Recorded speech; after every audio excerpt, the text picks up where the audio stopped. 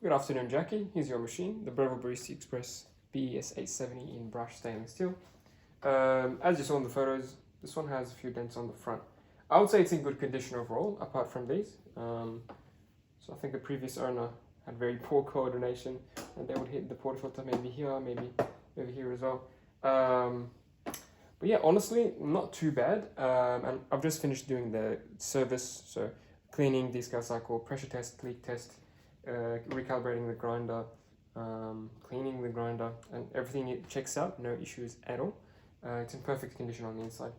Yeah, in this video I'll be quickly making an espresso and trying to test all the features. This model, when you turn it on, usually would take about a minute to reach temperature. And you see that with the buttons coming on, that means that the boiler is up to temperature. So the boiler is up to temperature, but it doesn't mean that everything else is up to temperature as well. So you've got your cup. At the moment it's at room temperature. Your portafilter may also be at room temperature.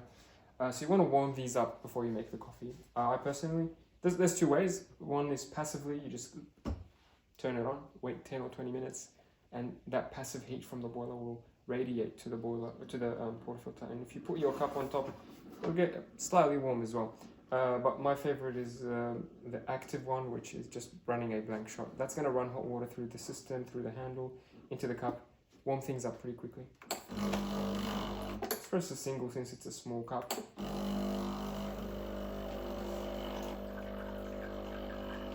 This also acts as like a flush cycle, so if there's any coffee grounds or oils stuck in the shower screen, or in the portafilter, this will clean it up.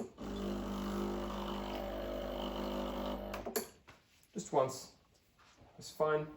If it's a bigger mug, maybe press the single and the double, or the double twice. And yeah, it's nice and hot now.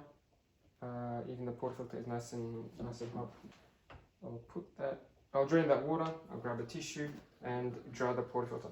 So your machine comes with 4 baskets, all 4 baskets, 2 pressurized and 2 non-pressurized. So the pressurized variety are a bit easier to use.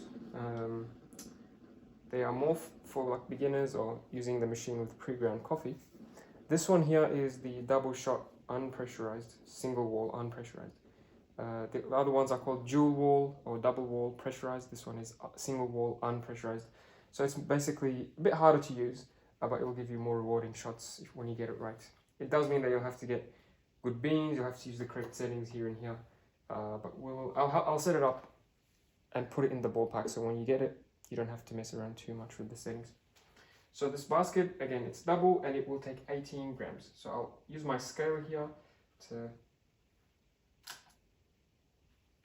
measure that. You have a few settings. So you a grind size on the left here that will control the grinder, and it will control how fine or how coarse the coffee comes out from the grinder.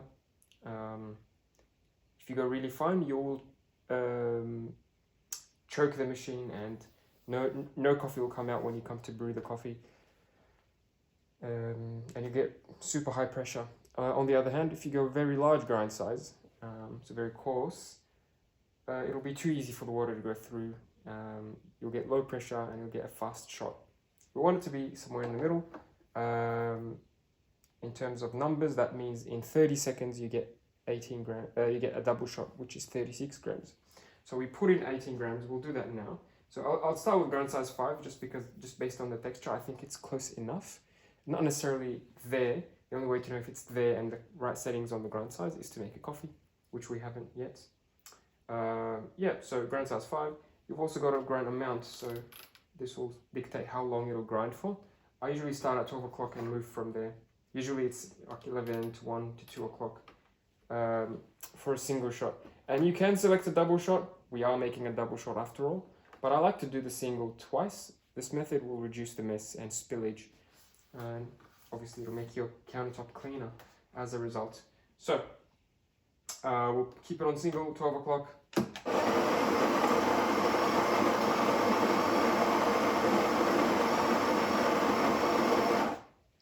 That's my first dose. Looks like we got a lot of coffee. And it may be on the finer end of things. We may need to go larger in grind size after this coffee. but that's fine. We actually got 9 grams. This is perfect. So if I do it twice, I'll get 18 grams. After the first dose, I'll lightly press to make way for the next batch. This step here is why I prefer single rather than double. So if I didn't press it with the tamper in the first batch, the next batch will like spill over and create a mess.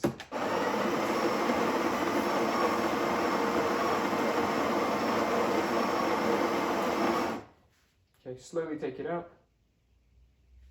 And we'll measure it again. It should be about 18.1. This is perfect. Wow, we're getting really lucky today.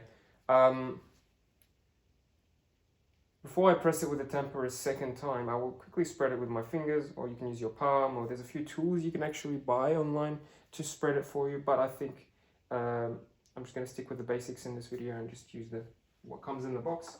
And you can make a really decent coffee without any extra tools. The only tool I would recommend is a scale. That's how you can know you have the right recipe. Just like any kitchen, I guess, any cooking activity. Yeah, put it on the countertop, apply even, firm pressure all around the tamper, and voila, a nicely tamped surface. Yeah, make sure it's even all around. Make sure there's no gaps or like coffee on the outside here. Clean it up. If you don't have a scale, or let's say you're in a hurry and you can't be bothered using the scale, just look at the tamper and look at the depth. The silver part should disappear when you have the correct amount of coffee, and that's whether you're using this basket or the single basket, etc. It needs to be at least this deep. If it's higher, if the tamper after pressing, if it's all the way up to here and it doesn't go any deeper, then it's too much coffee. That will create a couple of problems. Firstly, you will struggle to lock in the handle, so it'll put extra stresses on the collar here and the structure. And number 2, it'll press your coffee, so it might choke your machine by putting that extra force in the coffee grounds. Yeah, this is what it looks like. Lock it in the middle. We're ready to make a coffee now. I will measure the output as well, in addition to what we put in, the input. Should be 36 grams. We put in 18, we come out with 36. That should happen in 30 seconds. So if we make coffee now and the 36 grams takes a whole minute to come out, then that's obviously too long. It's too slow, and it's too slow because we ground the coffee too fine. I don't think that'll happen today, but maybe. If the 36 gram shot takes only 10 seconds rather than 30, then that's too quick. That tells us the coffee is ground too coarse, so the water is just rushing through it. Or sometimes, even if you have fine grind size, if the beans are old, if the brand it's a bad brand of beans, like let's say it's been sitting on the supermarket shelf for months and months, or like it's been stored improperly, you kept the bag open for a few days and you come back to it, or like you go overseas and you come back and you use the same beans, you may notice that the pressure will go down, the flow will go up, and that's because the beans age. Old beans will also give you low pressure and quick shots. I'm using Cole's medium beans, not the best beans, but they're pretty decent, stored in a vacuum canister here, so it should be okay. I will also time it, so from the button press, that's how I'm going to start the timer. And the buttons here, one last thing, hope it's not too overwhelming, but one last thing, these buttons here are programmable. And I will set this double button for you so that when you go home, you use the machine as is with this grind size, with this grind amount, with this button, so you don't have to mess too much. It's one of the headaches that people get is setting up their machine, but hopefully today I'll do it for you successfully. Yeah, so the buttons can be programmed to whatever length you'd like. From factory, they're usually a bit too long, a bit too lengthy in terms of how many grams you get. I will aim for about 35 to 40 grams. Like I said, 36 grams is ideal, but if we go a bit over or a bit under, it's okay. It's not a science at the end of the day. I'll press the program, then the button I want to program. It'll start making coffee. The pressure should be in the gray zone. The flow should be symmetrical and smooth. And it looks like it's the case. 12 o'clock pressure, very nice. We're at 20 seconds now. So not too bad actually, not too bad. have a look. That's 40 grams. So I've reprogrammed the button to give you about 40 grams of coffee. This shot did take 20 seconds, which is 10 seconds less than what I aimed for. I was aiming for 30, but I would say it's probably drinkable at this speed. One thing we can do is make another coffee this is grind size number 5. If we make another coffee at grind size number 4, or perhaps grind size number 3, that'll certainly slow things down for us.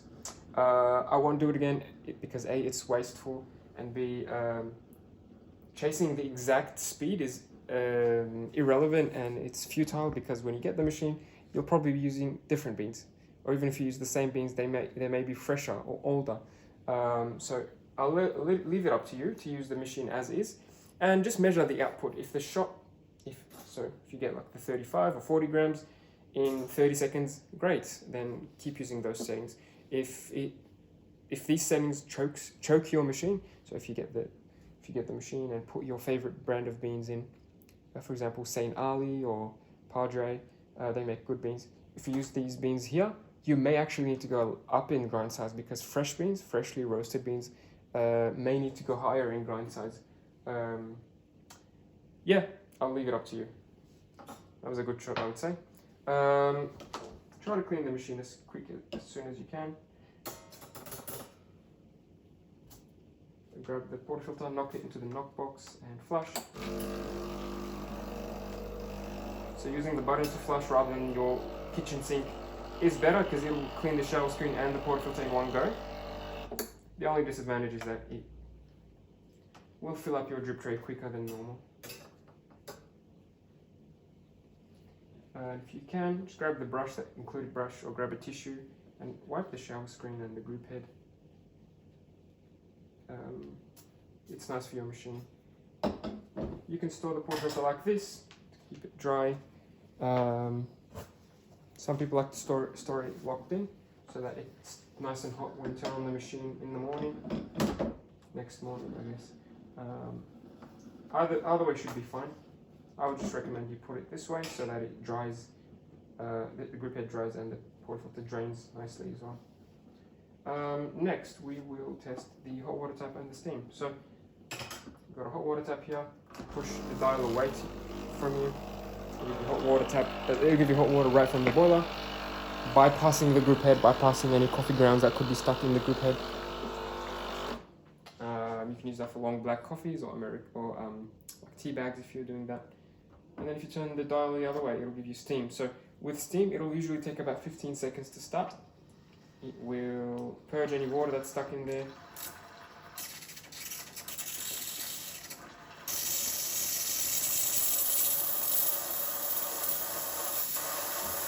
Once you hear the pump pulsating, that's about full pressure.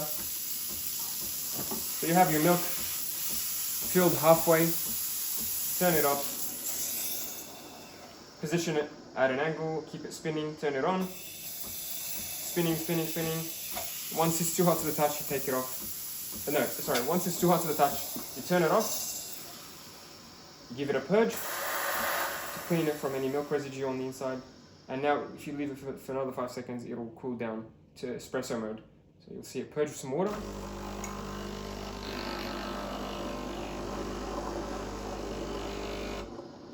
Perfect. And very important to wipe the wand as soon as you can. Grab a wet towel and wipe off that milk residue. And you're ready to make another coffee or to turn it off and enjoy your latte. That was a quick demo on the Barista Express. Hope you enjoy the machine. If you have any issues or concerns, please don't hesitate. Thanks for watching. See you soon.